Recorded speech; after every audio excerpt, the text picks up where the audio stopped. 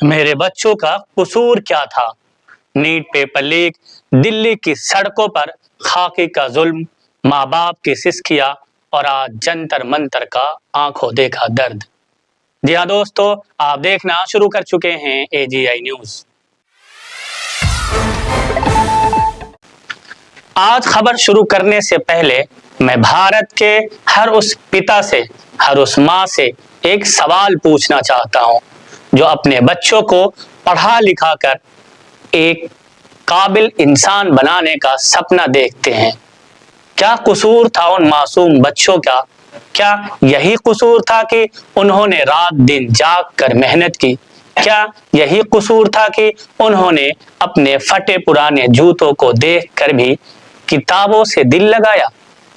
कल और आज दिल्ली के जंतर मंतर पर जो हुआ है उसे देखकर अगर आपका दिल दहल न जाए, अगर आपकी आंखों से आंसू का सैलाब न उमड़ पड़े तो कहिएगा। जी हाँ दोस्तों, जिन हाथों में डॉक्टर और अफसर बनने की कलमें होनी चाहिए थी, आज उन्हीं मासूम हाथों में खून के धब्बे हैं। जिन बेटियों को हम घर की लक्ष्मी कहते हैं, आज वही बेटियां दिल्ली की तपती सड़कों पर घसीटी जा रही है, रो रही है, बिलबिला रही है और पूछ रही है कि है देश के हुक्मरानों, हमें पढ़ाई करने की इतनी बड़ी सजा क्यों दी जा रही है।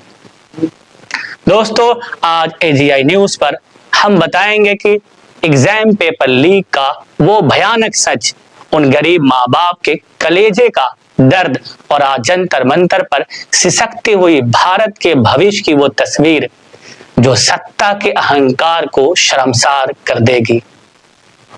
जरा सोचिए, एक 18-19 साल की मासूम बच्ची के बारे में जो बिहार, यूपी, राजस्थान और मध्य प्रदेश के किसी छोटे से गांव के टूटे हुए कमरे में बैठकर 18-18 घंटे पढ़ाई करती है। कड़ाके की ठंड हो या जून की झुलसा देने वाली गर्मी, वो बच्ची अपनी आंखों के डार्क सर्कल्स की परवाह किए बिना सिर्फ इसलिए जागती है क्योंकि उसकी आंखों में एक सपना है, अपने गरीब माँ बाप को गरीबी के इस दलदल से बाहर निकालने का।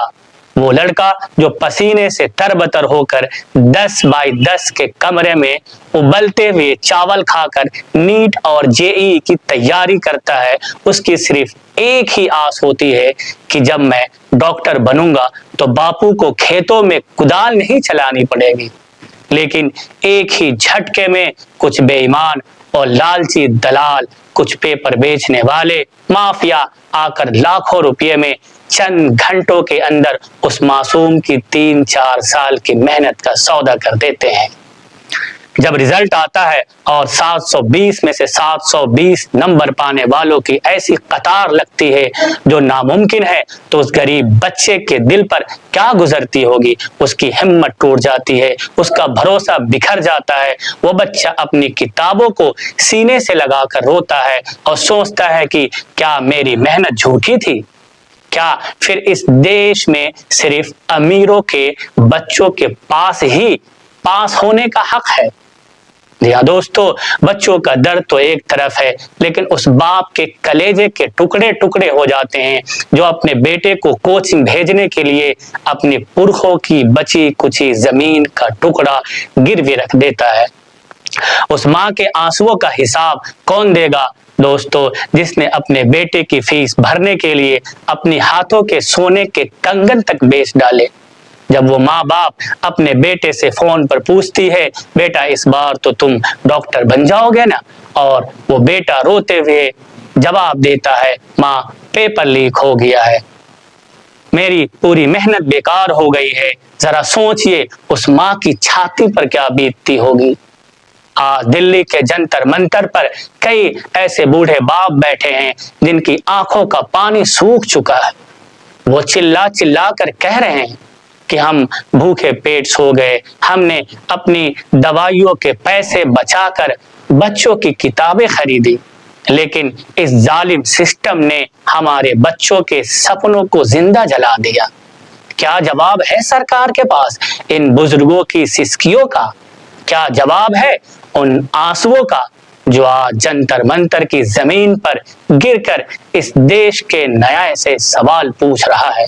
और आज जब ये दुखी बच्चे, ये टूट चुके नौजवान इंसाफ मांगने के लिए देश की राजधानी दिल्ली के जंतर मंतर पर आते हैं, तो उनके साथ क्या होता है?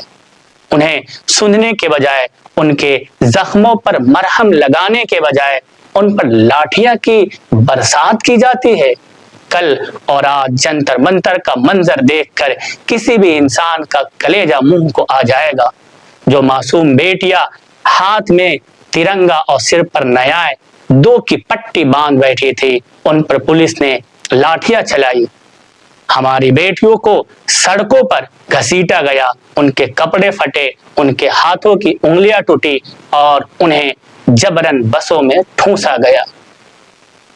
एक बच्ची रो रो कर पुलिस वाले के पैर पकड़ रही थी कि अंकल, मैंने कोई चोरी नहीं की है, मैं तो बस अपनी लीक हुई परीक्षा का इंसाफ मांग रही हूँ। लेकिन उस खाकी वर्दी के पीछे छुपे बेरहम दिल को जरा भी तरस नहीं आया। लड़कों को सड़कों पर दौड़ा दौड़ा कर सिर पर लाठियां मारी गई।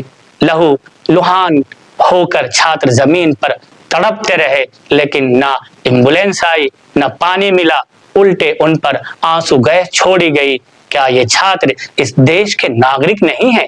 क्या यह आतंकवादी है जो इनके साथ ऐसा बर्ताव किया जा रहा है? लेकिन इस खौफनाक जुल्म के बीच भी जमीन के उम्मीद की एक लौ जल रही है। आज जंतर मंतर पर देश के वो तमाम संगठन खड़े हैं जो इन बच्चों के आंसू पोंछने के लिए अपनी जान की बाजी लगा रहे हैं। कॉकरोच जनता पार्टी के कार्यकर्ता, छात्र संगठन और सोनम वांगचुक जैसे सामाजिक कार्यकर्ता आज इन मासूमों के सामने ढाल बनकर खड़े हैं। पुलिस ने दिन में टेंट उखाड़े, लाठियां मारी, लेकिन रात के अंधेरे में इन नौजवानों ने फिर से जंतर मंतर की जमीन पर अपना डेरा डाल दिया। आज कॉकरोच जनता पार्टी और तमाम छात्र संगठनों ने साफ कह दिया है कि तुम जितनी लाठियां मारोगे, हमारी आवाज उतनी ही बुलंद होगी। आज दिल्ली के थानों के बाहर कॉकरोच जनता पार्टी के कार्यकर्ता भूख प्यास भूल कर डटे हैं ताकि गिरफ्तार किए गए बच्चों और छात्र नेताओं को रिहा कराया जा सके। देश भर के यूनिवर्सिटी में छात्र अपनी बाहों पर काली पट्टियां बांधकर रोष जता रहे हैं। ये सिर्फ नीट का मुद्दा नहीं रहा दोस्तों, ये भारत के हर उस युवा के अस्तित्व की लड़ाई बन चुका है जिसकी नौकरी और जिसकी पढ़ाई को इस भ्रष्ट सिस्टम ने नीलाम करके रख दिया है। दोस्तों, आज AGI न्यूज़ के इस मंच से देश के प्रधानमंत्री से, देश के गृह मंत्री से और पूरी सरकार से इल्तिजा है कि हुजूर अपनी अना जिद को छोड़ दीजिए और इन रोते बिलखते हुए मासूम बच्चों को देखिए। ये आपके अपने देश के बच्चे हैं, ये किसी दूसरी दुनिया से नहीं आए हैं। अगर इन बच्चों का भरोसा इस देश की पढ़ाई और कानून से उठ गया तो ये देश कभी आगे नहीं बढ़ पाएगा। यहाँ दोस्तों, इन गरीब माँ बाप के आंसुओं का शराब मत लीजिए। एग्जाम पेपर लीक्स पर पूरी तरह रोक लगाइए, दोषी माफियाओं को फांसी के फंदे तक पहुँचाइए और जंतर मंतर पर तड़प रहे इन मासूमों को गले लगाकर उन्हें इंसाफ दीजिए। और आप सब जब इस वीडियो को देख रहे हैं, अगर आपके सीने में भी एक इंसान का दिल धड़कता है और अगर आप भी किसी बच्चे के माँ बाप हैं, तो आज खामोश मत बैठिए। इस आवाज़ को, इस सिसकी को देश के कोने कोने तक पहुँचाइए ताकि सत्ता के कानों तक इन मासूमों की चीख पहुँच सके। जी हाँ दोस्तों, जब जुल्म अपनी हदें पार करता है तो इस देश की मिट्टी से जुड़ा हर वो इंसान खड़ा हो जाता है जो दूसरों का दर्द समझता है।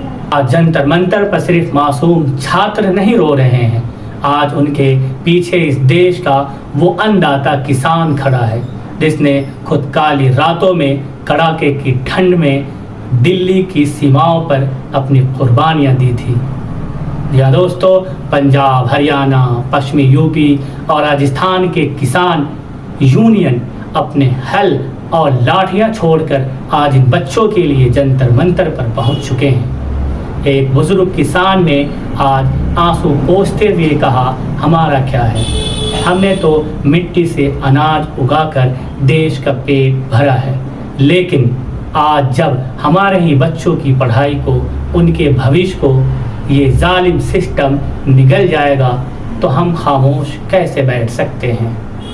आज वही किसान जो खुद फटे हाल में हैं, इन भूखे प्यासे बच्चों के लिए जंतर मंतर पर लंगर लगा रहे हैं, उनके लिए पानी की बोतलें ला रहे हैं और पुलिस की लाठियों के आगे खुद छाती तान कर खड़े हो गए हैं। और दूसरी तरफ पूरा विपक्ष भी कॉकरोच जनता पार्टी और इन नौजवानों के समर्थन में ढाल बनकर मैदान में उतर चुका है।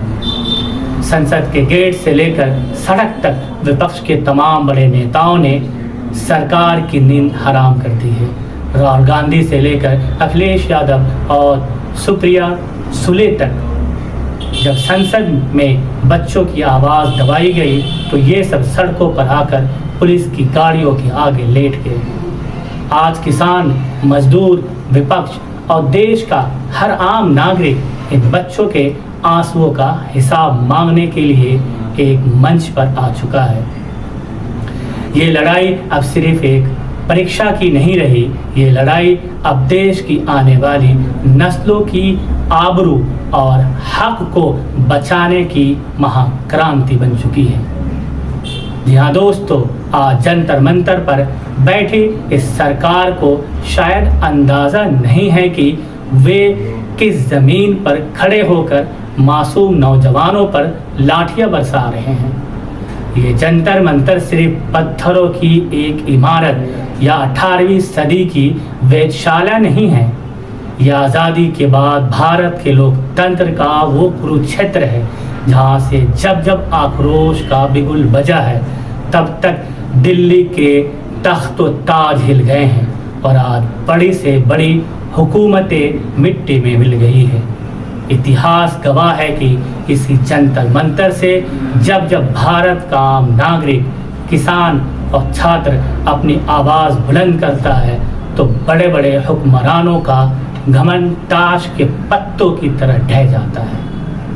1970 का दशक हो या आपातकाल का दौर, जब जब नौजवानों ने जंतर मंतर और संसद मार्ग पर अपने कदम गाड़े तब तक सत्ता में बैठे लोगों की कुर्सियां खिसक गई। अन्ना आंदोलन का वो दौर, इसी जमीन से जब भी भ्रष्टाचार के खिलाफ देश का युवा और आम आदमी सड़कों पर उतरा था तो उस वक्त की तत्कालीन महाशक्तिशाली यूपीए सरकार को घुटनों पर आना पड़ा था और देश में एक नई सियासत का जन्म हुआ था। जी हाँ दोस्तों, निर्भया का वो खौफनाक आंदोलन जब देश की बेटियों की असमत और न्याय के लिए इसी जंतर मंतर पर लाखों का हुजूम उमड़ा था तो पूरी सरकार थर थर कांपने लगी थी और देश के कानूनों को बदलना पड़ा था। आज इतिहास फिर से खुद को दोहरा रहा है। दोस्तों, वही जंतर मंतर है, वही खाकी की लाठियां है और वही बेबस लाचार छात्रों के आंसू हैं।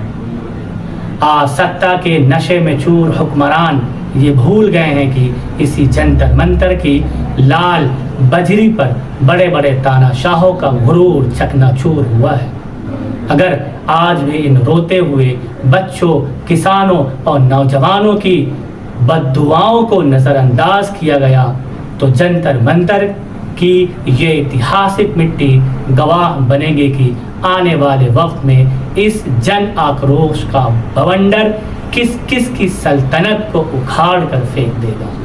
देश प्रदेश की हर सच्ची और अच्छी खबर के लिए जुड़े रहिए हमारे साथ। और हाँ, अगर आपके भी गांव, कस्बे या शहर की कोई ऐसी खबर या समस्या जिसे आप सरकार तक या दुनिया तक पहुंचाना चाहते हैं तो स्क्रीन पर दिए गए ईमेल पर हमें मेल करें। हमारी टीम आपसे राब्ता कर लेगी और हम आपकी आवाज़ सरकार तक पहुंचाएंगे। मैं हूँ रिजवान अख्तर, AGI न्यूज़ से।